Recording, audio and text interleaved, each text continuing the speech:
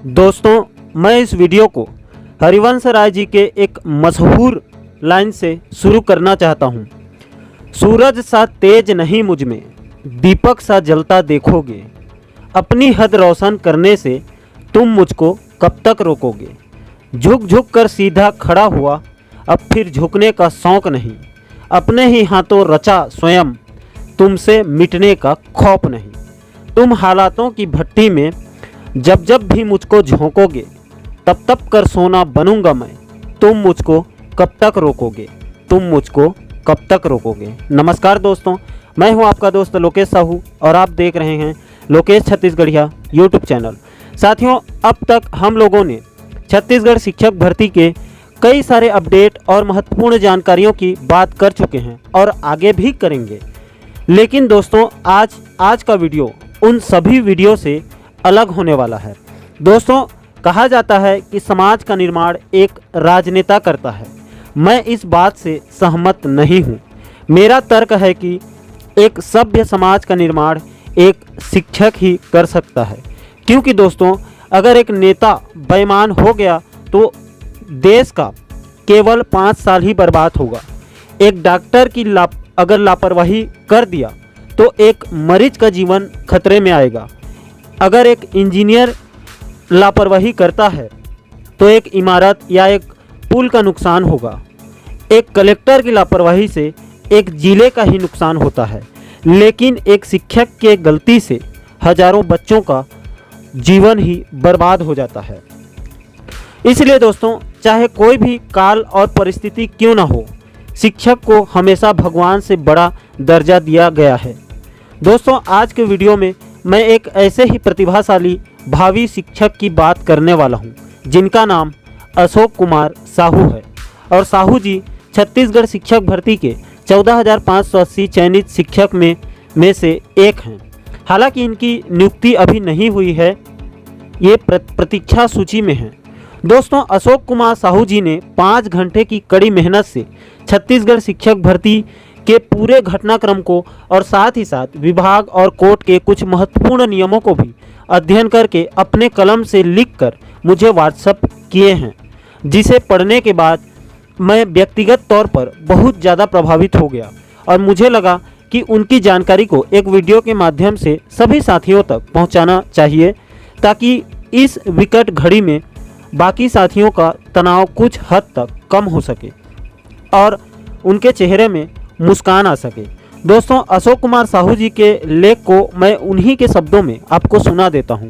तो साहू जी लिखते हैं कि मैं अशोक कुमार साहू निम्न वर्णित मध्य को 5 घंटा में लिखा हूं, सोच सोचकर। अतः आपसे निवेदन है कि आप 5 मिनट निकाल कर अवश्य पढ़ें। बाकी मुझसे ज़्यादा आप समझेंगे। 5 मिनट मेरे लिए, मेरे जैसे लोगों के लिए तथा सच्चाई के लिए। साहू जी आगे लिखते हैं कि मेरे विचार में यह तथ्य मेरे लिए न होकर जो सही हो और सबके लिए हो। पहले पॉइंट में लिखा है इन्होंने, मतलब पूरा पॉइंट को बताया है कि आगे क्या क्या होने वाला है, उसको यहाँ पर हेडलाइंस लिखे हैं साहू जी। तो पहले पॉइंट में है 2011 के टेट वालों को मान्य। दूसरा में है भर्ती परीक्षा रिजल्ट घोषित तिथि से 1 वर्ष के लिए मान्य होता है, जो विभाग सरकार के द्वारा समय सीमा बढ़ाई गई। उसके बाद इन्होंने लोक शिक्षण संचालनालय छत्तीसगढ़ के विज्ञापन का सार बताया है। तो इसमें पहले पॉइंट में है कि अभ्यर्थी की पात्रता के बारे में नियुक्तिकर्ता का विनिश्चय अंतिम होगा। पेज नंबर 16(4)(1) के अनुसार चयन के लिए अभ्यर्थी की पात्रता अथवा अपात्रता के संबंध में नियुक्तिकर्ता का विनिश्चय अंतिम होगा। दूसरे पॉइंट में है चयन सूची। पेज नंबर 17(6)(3) के अनुसार व्यापम से प्राप्त परीक्षा फल सूची परीक्षा फल जारी होने के दिनांक से 1 वर्ष तक वैध होगी। तीसरे पॉइंट में है अन्य निर्देश। पेज नंबर 17(8)(1) के अनुसार पदों की संख्या परिवर्तनीय है, मतलब बदल भी सकता है। अब इसको पूरा इन्होंने विस्तार से बताया है। पहले पॉइंट में है लोक शिक्षण संचालनालय छत्तीसगढ़ के विज्ञापन के अनुसार नियमतः 2011 के टेट 7 वर्ष के लिए मान्य होता था तथा टेट की वैधता आजीवन, पहले भारत सरकार के द्वारा तथा इसके बाद छत्तीसगढ़ सरकार के द्वारा। 2021 में आजीवन 2021 में किया गया, जो व्यापम से प्राप्त परीक्षा फल जारी होने के 1 वर्ष बाद का है।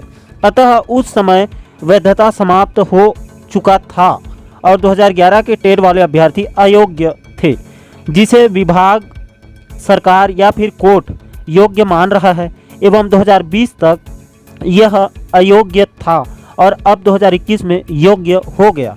चाहे इसका कारण सरकार हो, विभाग हो या फिर कोर्ट, नियम तो बदल गया। चाहे जितना केस खारिज कर ले, अमान्य कर ले या फिर इसको पेचीदा बना ले, नियमतः यह अधिकार सरकार, विभाग और कोर्ट के पास ही है, जिसे किसी भी तथ्य के लिए कोई भी गलत नहीं ठहरा सकता।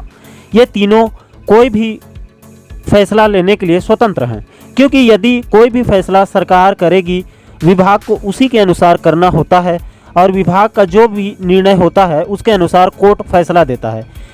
यहीं पर जो भी फैसला कोई कारण बताकर कोर्ट फैसला देती है तो उसे कोई नहीं नकार सकता, तथा विभाग का अपना कार्य प्रणाली तथा व्यवस्था है, जिसे स्वयं ही ज़्यादा समझ सकता है और उनका जो भी प्रतिक्रिया होगा उसे कोर्ट को और सरकार को मानना ही पड़ता है। वही सरकार अपनी शासन व्यवस्था बनाने के लिए तथा इनको चलाने के लिए कोई भी नियम कानून बना सकता है और बदल सकता है।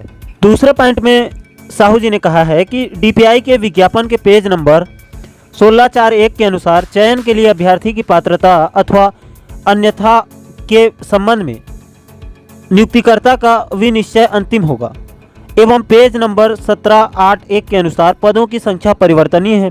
इसके अनुसार लोक शिक्षण संचालनालय के शिक्षक, सहायक शिक्षक एवं व्याख्याता नियुक्तिकर्ता का निर्णय अंतिम व सर्वमान्य है, तथा ये काम कैसे करते हैं और किनके निर्देश में करते हैं, यही मुख्य बिंदु है जिसे सबको समझना है। तथा इस क्षेत्र में आप काम कर रहे हैं तो आप ही ज़्यादा समझेंगे। उसके बाद तीसरे पॉइंट में ये अपने विचार रखते हैं। मेरा विचार है कि सरकार तथा विभाग चाहे तो वह नियम के अनुसार 2011 के टेट वाले पात्र नहीं थे, लेकिन केंद्र सरकार तथा राज्य सरकार के आदेश, मतलब इसमें टेट की वैधता आजीवन हो जो 7 वर्ष के लिए था, के अनुसार पात्र कर दिया गया। ठीक उसी प्रकार भर्ती प्रक्रिया तुरंत हो जाता तो कोई बात नहीं था, या 1 वर्ष के अंदर हो जाता तो कोई बात नहीं था, तथा वैधता बढ़ाई गई और भर्ती प्रक्रिया पूर्ण नहीं हुई। उसके बाद इन्होंने तीसरे पॉइंट में लोक शिक्षण संचालनालय के लिए कुछ कहा है।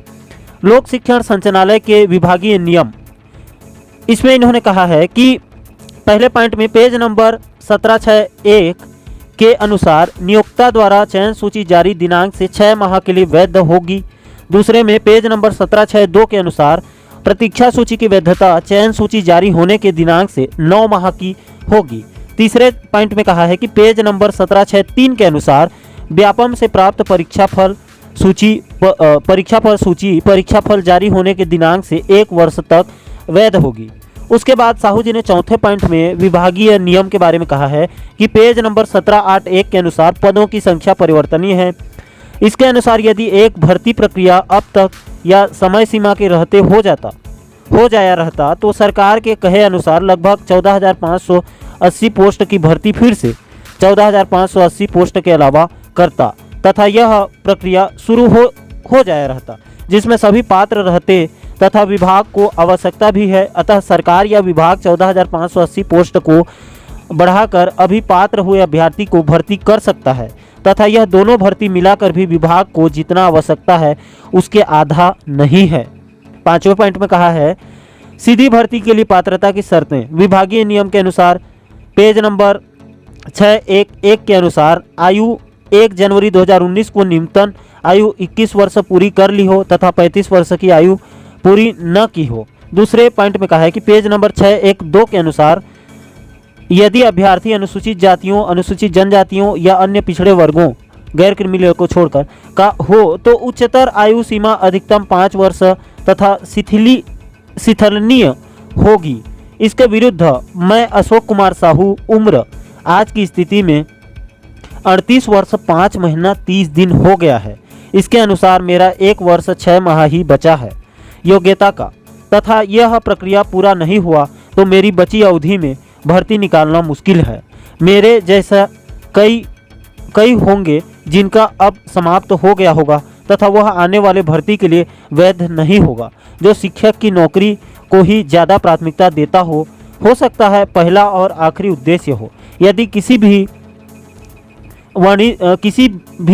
किसी के भी ऊपर वर्णित तथ्य में कुछ गलत लिखा हूं तो उसके लिए मैं माफ़ी चाहता हूं। साथियों, सही मायने में अशोक कुमार साहू जी ने अपने लेख में एक सभ्य और प्रतिभावान शिक्षक का परिचय दिया है। दोस्तों, ऐसा नहीं है कि सिर्फ अशोक कुमार साहू जी ही तारीफ के योग्य हैं। नहीं साथियों, आप सभी 14,580 शिक्षक साथी मेरे लिए एक समान हैं। आप सभी 14,500 अशोक कुमार साहू जी के समान हैं। आप छत्तीसगढ़ के वो प्रतिभा हैं जिनका इंतजार राज्य का शिक्षा विभाग बेसब्री से कर रहा है। प्रदेश के हजारों स्कूलों के लाखों बच्चों का भविष्य आपका इंतजार कर रहा है। लेकिन दुर्भाग्य है कि इस छत्तीसगढ़ की शिक्षा के मंदिर में जिन लोगों का साल भर के अंदर ही अंदर पहुंचना जरूरी था, उन लोगों को डर्टी पॉलिटिक्स ने आज लाचार कर दिया है।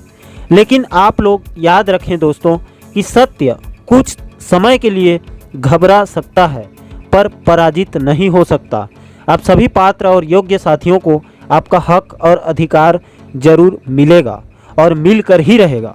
साथियों, अंत में मैं हमारे प्रदेश और देश भर के सभी शिक्षकों की सम्मान में बस इतना ही कहना चाहता हूं कि हजारों विद्यार्थियों को पढ़ाते हैं, राष्ट्र निर्माण में अपना हाथ बटाते हैं। यह शिक्षकगण ही होते हैं जो देश को आगे बढ़ाते हैं। जीवन जितना सचता है माँ बाप के प्यार से, उतना ही महकता है गुरु के आशीर्वाद से।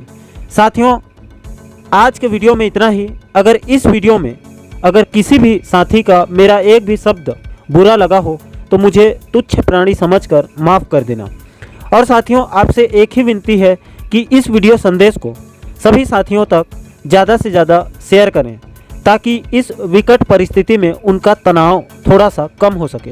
दोस्तों, छत्तीसगढ़ शिक्षक भर्ती के पल पल की अपडेट को जानने के लिए चैनल को सब्सक्राइब जरूर करें। दोस्तों, इस वीडियो में इतना ही। जय हिंद, जय छत्तीसगढ़।